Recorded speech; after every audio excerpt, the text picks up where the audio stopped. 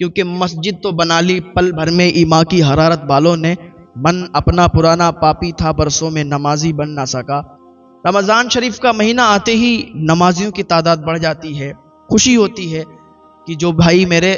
رمضان شریف میں آتے ہیں تو اللہ تعالیٰ انہیں توفیق عطا فرما دے کہ ہر دن ہر مہینے اسی طریقے سے وہ نمازوں کی پابندی کر لیں۔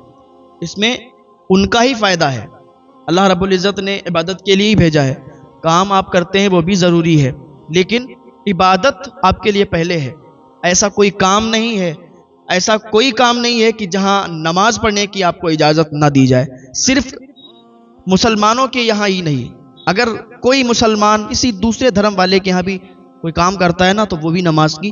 چھٹی دے دیتا ہے، نماز کا ٹائم دے دیتا ہے، بھائی آپ نماز پڑھ لو۔ تو یہ ہمارے لیے بہت خوشی کی بات ہے کہ رمضان شریف کا مہینہ ملا، اللہ تعالیٰ کا بہت شکر ہے۔ تو اس مہینے میں زیادہ سے زیادہ آپ غریبوں کی مدد کریں، تو یہ ہمارے لیے بہت خوشی کی بات ہے کہ رمضان شریف کا مہینہ ہم سب کو نصیب ہوا۔ رمضان شریف کا مہینہ تھا اور ایک انسان روزہ بھی رکھتا تھا، نمازیں بھی پڑھتا تھا، اس کا یہی معمول تھا، روزہ رکھتا، نمازیں پڑھتا اور شام کو افطاری کے ٹائم وہ افطار کیا کرتا تھا، عبادت میں لگا رہتا تھا۔ ایک دن کیا ہوا کہ اس کے دروازے پر ایک سائل آیا، ایک سوالی آیا، اس نے سوال کر دیا کہ اللہ کے نام پر مجھے کچھ نہ کچھ دے دو، میں روزے سے ہوں، میں اپنا روزہ افطار کر لوں گا۔ اللہ کے نام پر اگر جو چیز خرچ کی جائے، جو پیسہ دیا جائے، تو پھر اللہ تعالیٰ اس پیسے میں برکت عطا فرما دیتا ہے، اللہ تعالیٰ اس شخص کو، اس انسان کو عروج عطا فرماتا ہے، اس کو بلندیاں عطا فرماتا ہے، اس کو ترقیاں عطا فرماتا ہے۔ تو اس نے اللہ کے نام پر مانگا کہ مجھے کچھ نہ کچھ دے دو، میں افطار کر لوں گا، میں روزے سے ہوں۔ اس نے سوچا یار ایسے تو روز آتے ہیں اور جیسے ہی افطار کا ٹائم ہوتا ہے لوگ آ جاتے ہیں اور تمنائیں کرنے لگتے ہیں، اپنی جو ہے فریاد لے کے آ جاتے ہیں، دروازے کھٹکھٹانے لگتے ہیں، میں کس کس کو دوں گا؟ اگر ایسے میں سب کو دیتا رہا تو میں تو غریب ہو جاؤں گا، میں ان کی طرح فقیر ہو جاؤں گا۔ انسان کی الگ سوچ ہوا کرتی ہے، کچھ لوگوں کی ایسی سوچ ہوتی ہے کہ یہ تو ہر دن مانگنے والے آ جاتے ہیں، یہ تو اپنا بس گھر بھر رہے ہیں، اپنی جھولیاں بھر رہے ہیں، ان کو نہیں دینا چاہیے، ان کو دینے سے مال گھٹتا ہے۔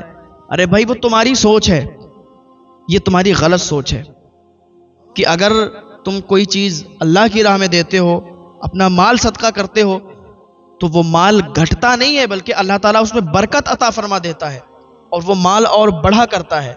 اللہ کی راہ میں خرچ ہونے والی چیز، اللہ کی راہ میں آپ کی کوئی چیز کو صدقہ کر دیں تو وہ گھٹا نہیں کرتا ہے بلکہ اللہ تعالیٰ اس میں برکتیں عطا فرماتا ہے۔ تو اس نے اس کو کہا کہ تم یہاں سے نکل جاؤ، میں تمہیں نہیں دے سکتا، ایسے میرے دروازے پر روز آتے ہیں، روز تمہاری طرح کہتے ہیں، میں کس کس کو دوں گا؟ ہر دن اگر اسی طریقے سے میں بانٹتا رہا نا تو میرا مال کم ہو جائے گا، میں تمہیں نہیں دے سکتا۔ اس نے کہا اب یقین کریں میں روزے سے ہوں، اب مجھے تھوڑا سا کھانا دے دیں، میں اپنا افطار کر لوں گا۔ اس نے کہا تمہیں سمجھ میں نہیں آتی، تمہیں تو بس مانگنے سے مطلب ہے، تمہیں تو بس فریاد کرنے سے مطلب ہے، سوال کرنے سے مطلب ہے، تمہارا کام کیا ہے؟ پورا دن سوتے رہتے ہو اور شام کو جب افطار کا ٹائم ہوتا ہے تو تمہیں لگتا ہے کہ بس افطار مانگنے کے لیے چلیں، لوگ افطار دے دیں گے، تم تو مال جمع کر رہے ہو، تم تو پیسے جمع کر رہے ہو، کھانا جمع کر رہے ہو، اپنے جانوروں کو کھانا کھلا رہے ہو۔ اس طریقے سے اس نے باتیں کی، اس نے سیدھے سے یہ نہیں کہا کہ میں نہیں دے سکتا تم چلے جاؤ، اس نے ڈائریکٹ منع بھی کر دیا، اور دوسری چیز یہ کہ اس کو ذلیل کر دیا، اس کو رسوا کر دیا۔ اللہ کے نام پر مانگا تھا، اس نے منع کر دیا، ذلیل و رسوا کیا اور کہا اگر نہیں نکلے تو دھکے مار کے نکال دیں گے۔ اس نے کہا ٹھیک ہے کوئی بات نہیں، نہیں دیتے ہو کوئی بات نہیں۔ اپنا سارا معاملہ، اپنا سارا حال اس نے اللہ کے سپرد کر دیا کہ اللہ سب بہتر جانتا ہے کہ کون کیا ہے، کون کیسا ہے، میں روزے سے ہوں یا نہیں ہوں، اللہ سب جانتا ہے، اس کا بدلہ اللہ تعالیٰ لے گا اور اللہ تعالیٰ مجھے رزق عطا فرمائے گا تو میں افطار کروں گا۔ اتنا کہہ کے وہ وہاں سے چلا گیا۔ اب اس نے کیا کیا، افطار کا ٹائم ہوا، اذان ہوئی، نماز پڑھی، اس نے افطار کیا، نماز پڑھی، پھر نماز کے بعد جو بھی اس کا معمول تھا وہ اس نے کیا۔ اس کے بعد عشاء کا ٹائم ہوا، نماز پڑھی، تراویح ادا کی، اپنے گھر پر آیا، سو گیا۔ جب آنکھ لگی تو خواب دیکھا۔ خواب میں کیا دیکھتا ہے کہ قیامت برپا ہو گئی، قیامت برپا ہو گئی اور اس کے جو اعمال ہیں وہ ایک ترازو میں رکھے ہوئے ہیں، اعمال تولے جا رہے ہیں۔ اس نے کیا دیکھا کہ اعمال بکھر رہے ہیں، اعمال ادھر ادھر گر رہے ہیں، بکھر رہے ہیں۔ اس نے کسی سے پوچھا کہ میں نے تو عبادت بھی کی، میں نے تو نمازیں بھی پڑھی، میں نے روزے بھی رکھے، میں نے پابندیاں کی ہیں، لیکن میرے جو اعمال ہیں وہ بکھر رہے ہیں، ایسا کیا ہے؟ تو ایک فرشتے نے کہا کہ واقعی تو نے عبادت کی ہے، واقعی تو نے روزے رکھے ہیں، تو نے نمازیں ادا کی ہیں، لیکن تو نے اللہ کے ایک بندے کو ذلیل کیا ہے، تو نے اللہ کے ایک بندے کو رسوا کیا ہے۔ تیرے دروازے پر اللہ کا ایک بندہ آیا تھا، اس نے اللہ کے نام سے تجھ سے سوال کیا تھا، تجھ سے افطاری کے لیے کچھ سامان مانگا تھا کہ وہ روزہ افطار کر لے، لیکن تو نے نہیں دیا۔ صرف تو نے منع ہی نہیں کیا بلکہ اسے رسوا بھی کیا، اسے ذلیل بھی کیا۔ اور اللہ تعالیٰ کو یہ پسند نہیں ہے کہ اللہ کے نام سے کوئی مانگے پھر وہ بندہ اسے رسوا اور ذلیل کر کے بھیج دے۔ ہمارا معاشرہ بھی ایسا ہی ہے، اگر دروازے پر کوئی مانگنے والا پہنچ جائے تو سمجھتے ہیں کہ مال گھٹ جائے گا، اس کو ایک کٹوری دو کٹوری آٹا دینے میں بہت بڑی بات سمجھتے ہیں کہ مال ہمارا گھٹ جائے گا، لیکن ان کو یہ پتہ نہیں ہے جو مال اللہ کی راہ میں خرچ ہوتا ہے اللہ تعالیٰ اس میں برکتیں عطا فرماتا ہے، اس میں اللہ تعالیٰ برکتیں پیدا کر دیتا ہے۔ یہ ہماری سوچ ہے جسے ہمیں اپنے ذہنوں سے نکالنا چاہیے۔ اگر کسی کے دروازے پر دن بھر میں 100 بھی فقیر آتے ہوں، 100 بھی غربا اور مساکین آتے ہوں، اور اگر وہ 100 کو بھی واپس نہ لوٹائے، اپنے مال سے کچھ نہ کچھ دے دے، تب بھی اس کا مال گھٹے گا نہیں بلکہ اس کا مال اور زیادہ بڑھے گا، اس میں برکتیں ہوں گی۔ لیکن ان کے مائنڈ سے یہ نکالنا پڑے گا نا، اس کو اپنے ذہن سے یہ باہر نکالنا پڑے گا کہ مال دینے سے مال گھٹتا نہیں ہے، مال دینے سے مال بڑھا کرتا ہے، اللہ تعالیٰ اس مال میں برکت عطا فرماتا ہے۔ تو ہمارے دروازے پر آج کوئی آتا ہے تو ہم اس کو ڈائریکٹ کہہ دیتے ہیں بھائی ہمارے پاس کچھ بھی نہیں ہے، ہمارے یہاں کچھ بھی نہیں ہے، کیا دوں آپ کو، آگے بڑھ کے دیکھو۔ ڈائریکٹ یہی ہماری زبان پر نکلتا ہے کہ ہمارے پاس کچھ بھی نہیں ہے، آگے بڑھ کے دیکھو۔ ارے بھائی تیرے یہاں ساری چیزیں موجود ہیں، سارا کچھ ہے، پھر بھی تو کہتا کہ ہمارے کچھ بھی نہیں ہے، تو اللہ تعالیٰ کو یہ پسند نہیں آتا، اللہ تعالیٰ ناراض ہوتا ہے۔ اللہ نے تجھے ساری چیزیں دی ہیں، سب کچھ عطا کیا ہے، پھر بھی اس کا بندہ تیرے دروازے پر اس کا نام لے کے مانگ رہا ہے تو کہتا ہمارے یہاں کچھ بھی نہیں ہے، تو مال پھر نہیں بڑھتا ہے، پھر وہ مال گھٹا کرتا ہے اور اس مال میں برکت نہیں ہوتی ہے، وہ مال ایسے ہی برباد ہو جایا کرتا ہے۔ جو مال اللہ کی راہ میں خرچ نہ ہو سکے پھر وہ کس کام کا مال ہے؟ تمہارے یہاں ساری چیزیں موجود ہیں، سب کچھ ہے، پھر بھی تم کہتے ہو کہ کچھ نہیں ہے، آگے بڑھ کے دیکھو، اس کے دل سے بھی دعائیں نہیں نکلتی ہوں گی۔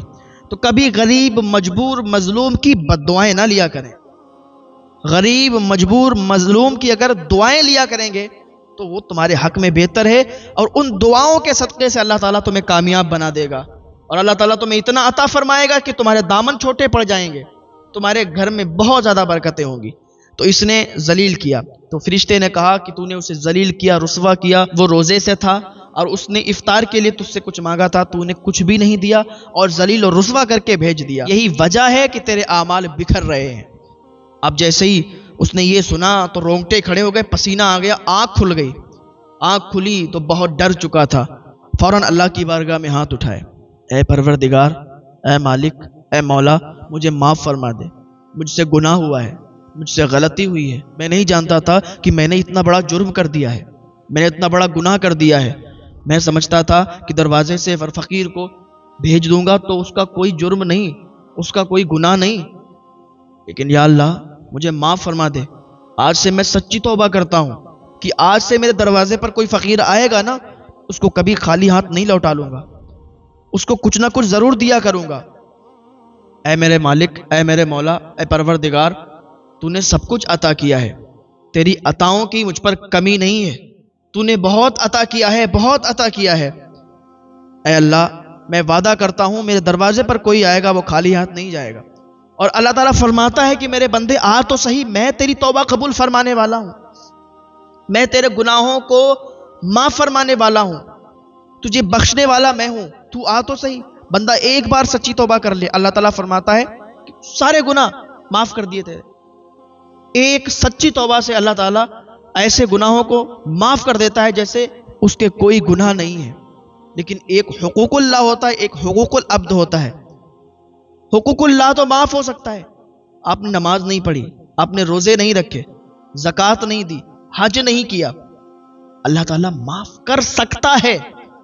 وہ اللہ کی مرضی ہے، معاف کرے یا نہ کرے۔ لیکن حقوق العبد جو ہوتا ہے وہ جب تک بندہ اسے معاف نہیں کرتا ہے نا، اللہ بھی معاف نہیں کرتا۔ آپ نے کسی کا دل دکھا دیا، کسی کو ذلیل اور رسوا کر کے اسے مجبور کر دیا، کسی پر ظلم کر دیا، کسی کے پیسے کھا لیے، کسی کو ناحق آپ پریشان کر رہے ہیں، اس کا دل دکھا آپ کی وجہ سے، تو جب تک آپ اس سے معافی نہیں طلب کریں گے اللہ تعالیٰ آپ کو معاف نہیں کرے گا۔ اس نے اسی رات کے سناٹے میں اللہ کی بارگاہ میں ہاتھ اٹھائے اور سچی توبہ کی، اور سچی توبہ کرنے کے بعد صبح یہ تلاش کرنے لگا اسی انسان کو، اسی فقیر کو۔ کئی دن اس نے تلاش کیا، اس کے بعد وہ ایسی جگہ پر ملا جہاں پر غربا اور مساکین ان کا ڈیرا لگا ہوا تھا، وہیں پر سارے لوگ مانگنے والے جمع تھے، تو وہیں پر وہ بیٹھا ملا۔ اس نے اس کے پاس جا کے اور اس سے معافی طلب کی اور کہا مجھے معاف کر دے بھائی، مجھے نہیں پتا تھا کہ میں نے یہ اتنا بڑا جرم کر دیا ہے، اتنا بڑا گناہ کر دیا ہے، بھائی مجھے معاف کر دو۔ اس نے کہا کہ ٹھیک ہے جاؤ، میں نے تمہیں معاف کر دیا۔ ارے میرا کیا ہے؟ اس نے کہا میں نے اس ٹائم بھی تمہیں کچھ بھی برا بھلا نہیں کہا، تم نے منع کر دیا تو کوئی بات نہیں، میں نے ساری شکایت اللہ کو پیش کر دی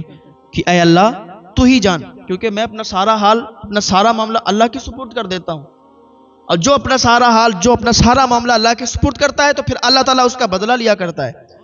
اگر کوئی مظلوم ہے، کوئی ظلم کر رہا ہے، ایک ظالم ہے ایک مظلوم ہے، اور ظالم ظلم کر رہا ہے، مظلوم